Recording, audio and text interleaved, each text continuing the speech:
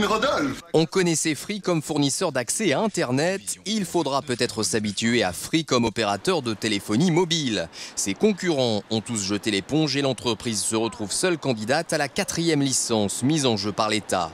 Elle souhaite jouer les troubles faits dans un marché contrôlé par 3 grands groupes, Orange, SFR et Bouygues Télécom, qui se partagent 59 millions de clients pour un chiffre d'affaires cumulé de près de 25 milliards d'euros en 2008.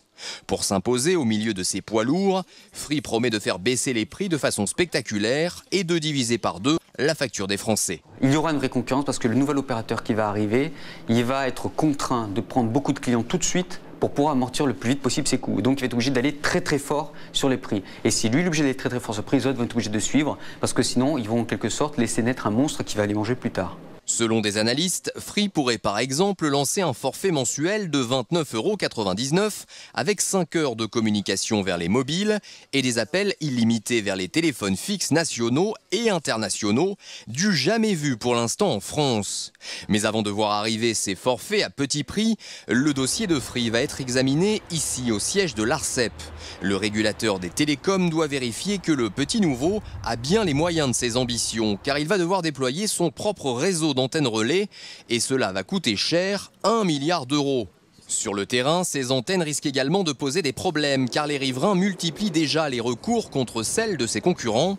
Free se dit néanmoins confiant et envisage de lancer ses premières offres dans le courant de l'été 2011.